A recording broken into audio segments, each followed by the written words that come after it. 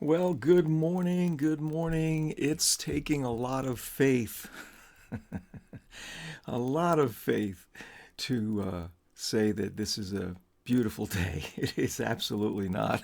But that's the way it goes. Oh my goodness. We are somehow launched into the twilight zone of winter early this year. Oh my goodness. I mean, we had no snow, thankfully, but it's just cold and damp and rainy and yuck. So, by faith, thank you, Lord, for a beautiful day. Oh my goodness. But it's good to be with you, as always. So, that's a good reason, a big reason why today's a good day, just because we get to hang out for a few minutes. How about that? So good to have you along. We've got, let's see, Norma, Marcos, Joyce, Jane. You want snow? Well, clearly, clearly you don't have to shovel. That's my standing joke. Everybody that says, yes, bring on the snow. Clearly, you're not involved with the shoveling, are you? So, oh my goodness. Yes, Ralph and Rosa, thank you. Good morning. Good to have you guys along. Appreciate that so very much. So we're continuing this very slow journey through the story of the prodigal son, this amazing allegory that Jesus has left for us here. And we've gotten to the point where he has finally come to his senses, realized he screwed up, and now he's heading home. And so, as I mentioned yesterday, the grace of God is almost incomprehensible as we see it playing out here in this story that you would have expected in under typical circumstances that this young man would not have received a very happy welcome after all he had said and done, right? But yet, mm, we we see such a shocking picture of the love and the grace of God pictured here in the Father and his reaction. But I wanted to just touch on something today that really amazed me as I was first really diving into this story. Um, because one of the cornerstone revelations that we can see here is how God honors our free will. And I talk about this, I think I talk about this quite often here, that we were created with a free will to make choices, and God absolutely honors that. In other words, He's not in any way attempting to force or manipulate us into doing what He wants. Unlike some of the people, all right, I'll stop there. But He doesn't do that, right? He gives us absolute freedom to make our choices with the understanding that obviously there are consequences for every choice that we make. And He's okay with that because in His magnitude, right, in His infinitude, all of those, amazing superlatives that we label him with, his omniscience, his omnipresence, omnipower, all these big theological words. But in the midst of all of that, it doesn't faze him in the least. No matter what decisions we make, even if they're the stupidest decision that we could ever make, it's not going to throw him off. In other words, I think it was Graham Cook who I first heard say this. God, God cannot be disillusioned with us because He never had any illusions to begin with. He knows full well what He's dealing with when it comes to you and I. He made us, so He recognizes our weaknesses, our idiosyncrasies, our propensities to be stupid, and be foolish instead of wise, right? So the amazing thing, at least, from my perspective, as I looked at all of this, is just this idea that despite our oh, despite the fact that we can be so back and forth, up and down in our journey, he never stops wanting the best for us and working to help us achieve the best that he has for us, right? And so I realized at some point that in all the talk that we have, teachings and sermons and everything that exhort us to believe in God, to have faith in God, put our trust in him, which obviously, we need to do. But in all of that, there's really very little that gets said about his faith in us. This idea that he actually believes in us. I mean, look, he created us, so he knows what we're capable of. He, out of anyone, sees our potential, right? So once you start to get that, you realize, oh my gosh, he actually believes in me in the sense that he has confidence that I can do something significant in my life, that I can, be someone that has eternal significance, right? He absolutely believes that. And we see this demonstrated over and over again in the scriptures. And I'm just going to draw your attention to some of them to hopefully begin to shift how you see yourself. Because, see, that's the issue. If we don't understand really how he sees us and the fact that he does have confidence in our capacity to make good choices and to do the things that are necessary in order for us to live the life that he desires for us. He believes in that. He knows we can, right? But how many times do we doubt that, right? How many times do we look at ourselves and all we see is failure, is errors and mistakes and problems of our own making, and we just back off and go, oh man, I'm such a screw up. I don't see how I'll ever do anything significant or that has meaning. Well, that's not his assessment. All right. One of my favorite examples of this, of course, is right there in the book of Genesis at the very beginning, after he's created Adam, right? This comes out of Genesis 2, verses 19 and 20. It says, out of the ground, the Lord God formed every beast of the field and every bird of the sky and brought them to the man, brings all these animals that he's now just freshly created. He brings them all to Adam to see what he would call them. And whatever the man called a living creature, that was its name. The man gave names to all the cattle and to the birds of the sky and to every beast of the field. Right? I mean, think about that.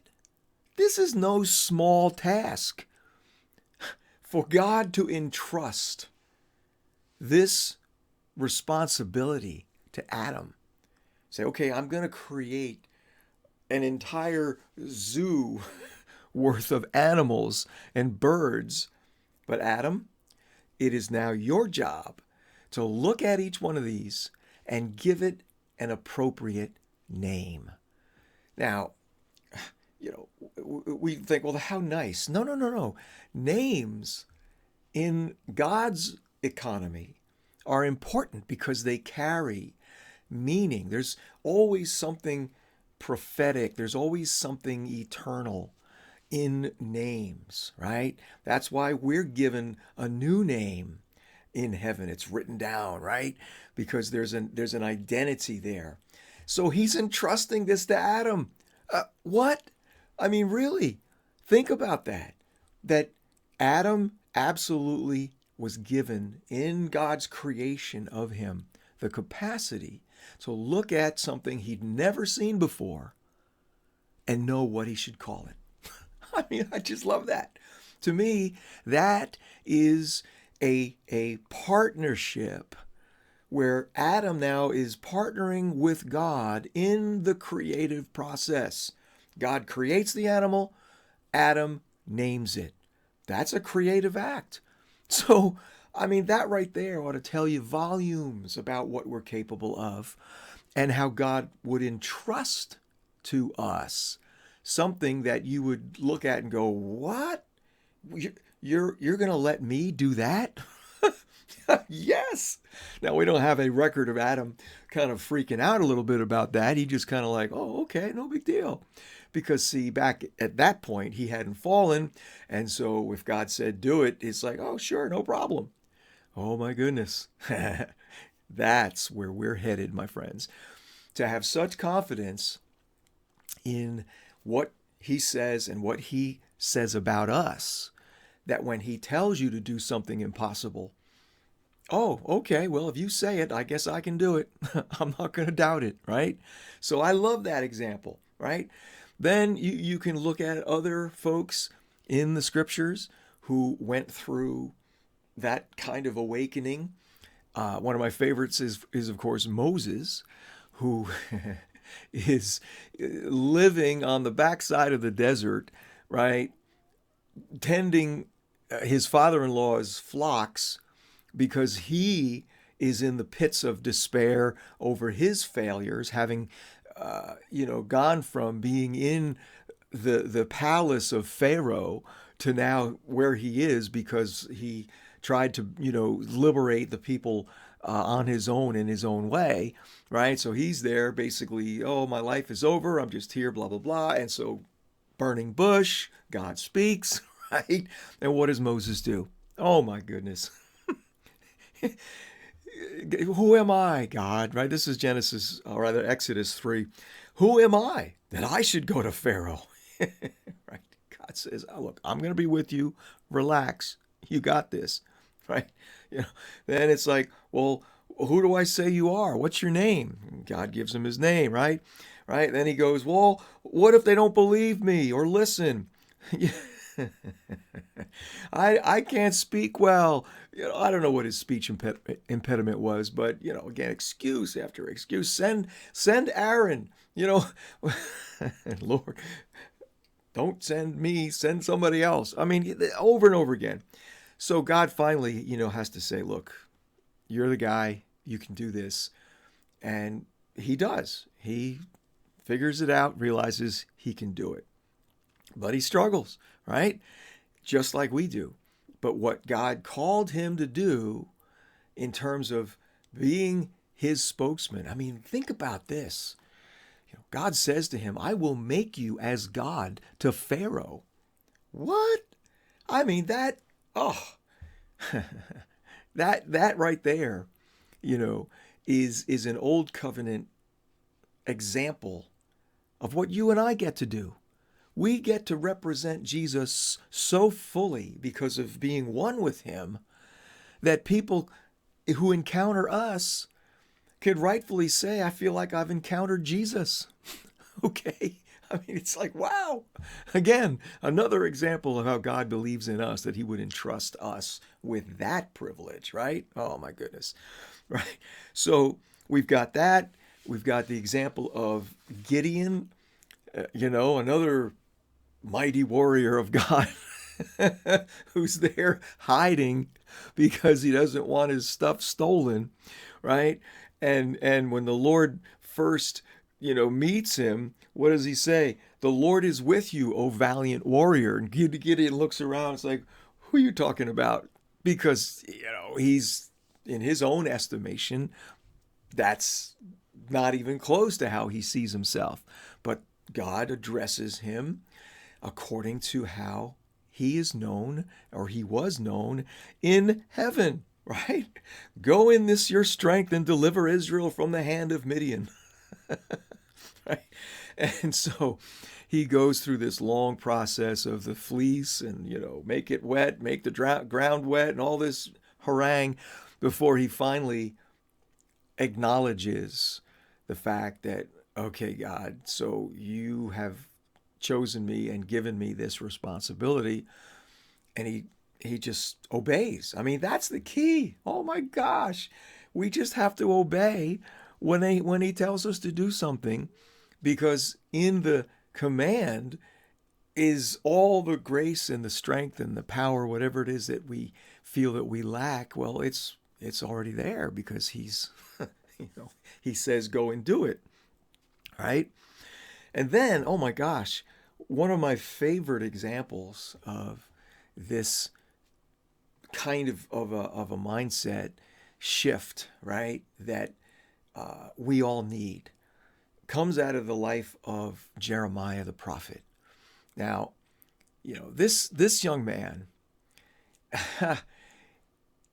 out of seeming obscurity, right?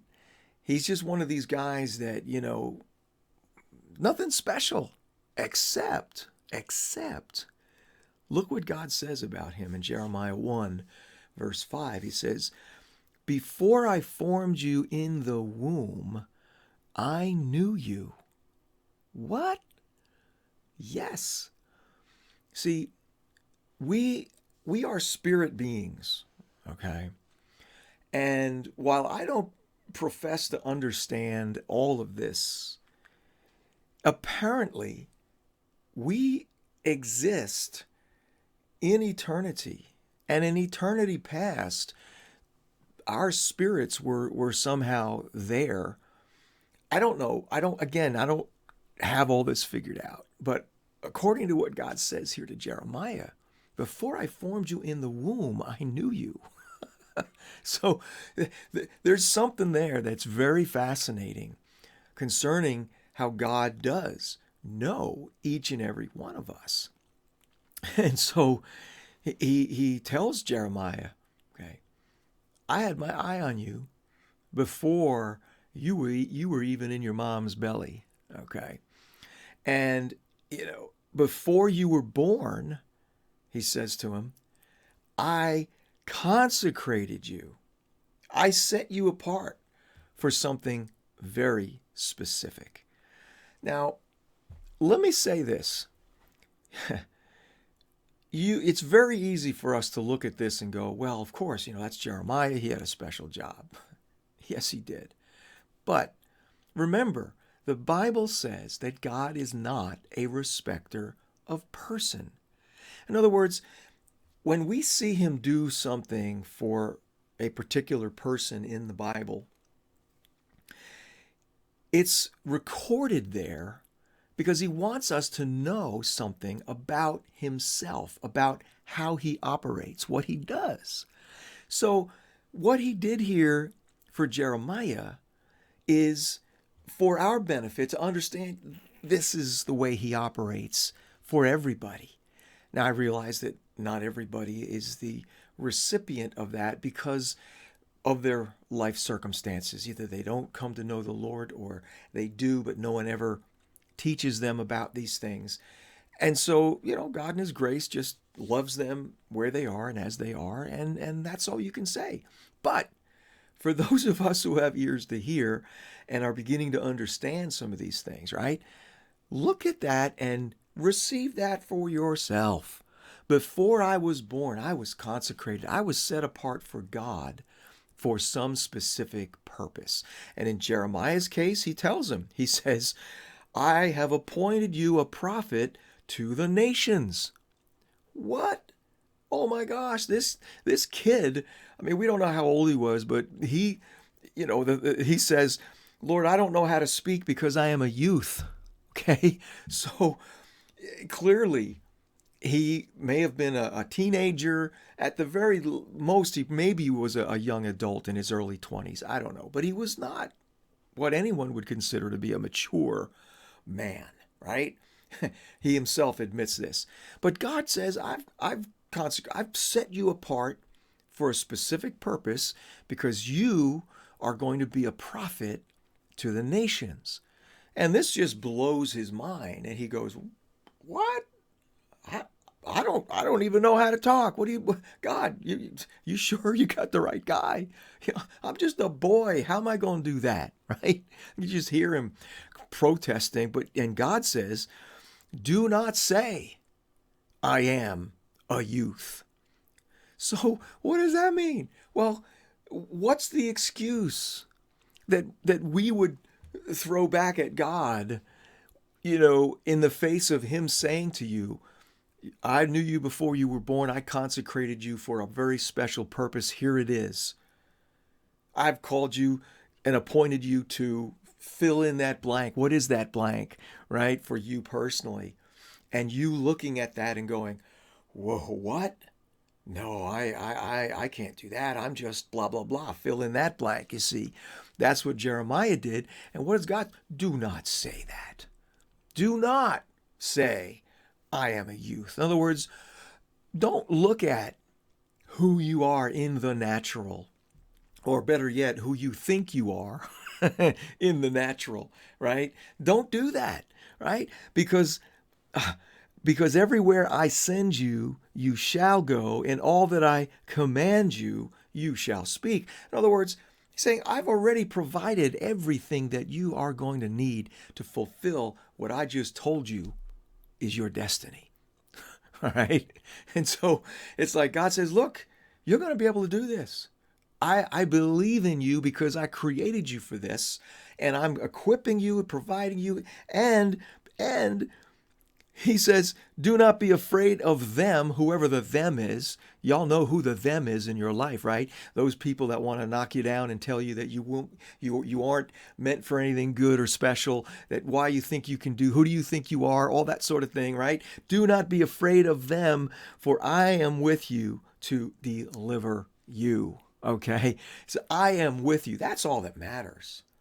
That's why he can have such confidence in us, because he has made a commitment to be with us in the fulfilling of whatever that is. What is that thing, that he consecrated you for and appointed you to do? Well, he says, I'm going to be with you. Don't be afraid. Don't fear anybody that would be a naysayer or try to oppose you in your call. You just obey me. He said, I'll be there. I'm with you. And I'm making this possible. I'm going to deliver you, right? And then it says in verse 9, then the Lord stretched out his hand and touched my mouth. And the Lord said to me, behold, I have put my words in your mouth. See, he gives Jeremiah the utmost confidence that he now has everything necessary to carry out this awesome assignment. And listen, this is what we need to do, right? We need to go after God and pursue him so that we have that kind of encounter for ourselves, so that he can absolutely reveal to us what he has done for us, in us, to us, right? Whatever it might be.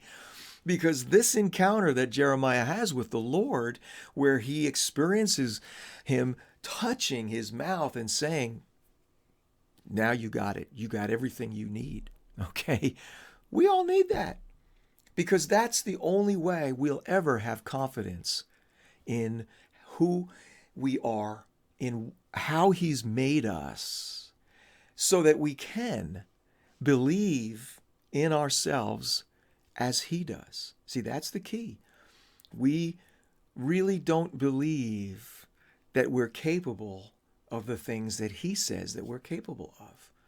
And so that's the shift. That is the mind renewal point that must occur if we're ever going to break out of our life of mediocrity and status quo and all those kinds of things.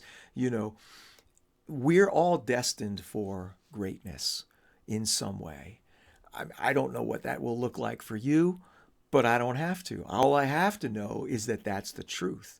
And I can encourage you to pursue that, to pursue the Lord on that and say, Lord, you knew me before I was born, right? In your book were written all my days, even before there was one of them, as David writes in Psalm 139. I'm fearfully and wonderfully made.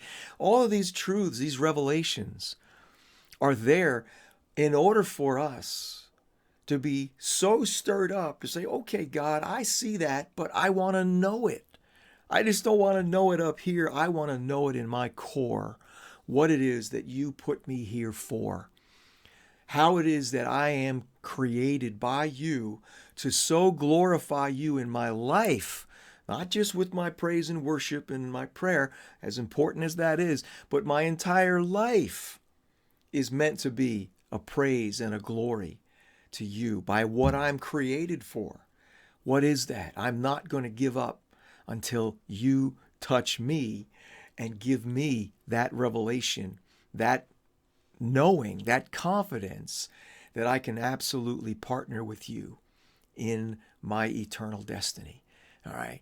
Man, I hope this is getting you so stirred up that you will leave 2019 with a passion to go into 2020 and not miss a single thing of what the Lord wants for you, what he wants to do in your life and through your life that will glorify him, that will expand and extend his kingdom here on earth.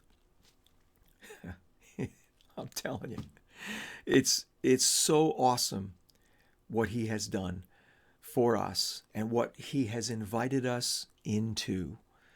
But again, as I started out this morning's broadcast, he honors our free will. So we've got to be the ones that make the choices. We've got to be the one that says, yes, I'm going after you on this point because I want to know. I want to know, and I want to begin to function in that to the fullest. And once you do, you're never going back. You are never going back to that old lifestyle of just basically getting by day. No, every day becomes an adventure. And that is awesome. So, man, I hope you got encouraged by that. In Jesus' name, that's an awesome word from the Lord. And I'm awesomely grateful to God that he allows me to share these things. Jason, down under, buddy, how you doing, man? Robert, there's my Jackie. Joan, who else do we have with us this morning? Jennifer, John, let's see. Whoa, Leah, how are you, boy? It's been a while. Hope you're doing well. Let's see. And there's Joseph. All right. Thank you, guys. Appreciate so much having you along with me this morning. As always, I so appreciate those of you that are sharing this with your friends so that we can get a little more of our breakfast club going here. And again, if you've got questions or you'd like to chat about anything that I share on this program, send me a message, Facebook message, or send me an email. Again, I'll remind you that I have updated and rebooted, really, the Breakfast with Jesus 247 website.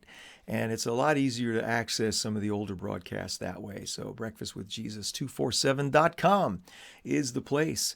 So again, thank you so much for hanging out, and I look forward to being with you tomorrow. 8:30 Eastern. All right. Stay warm and dry. All right. Talk to you tomorrow.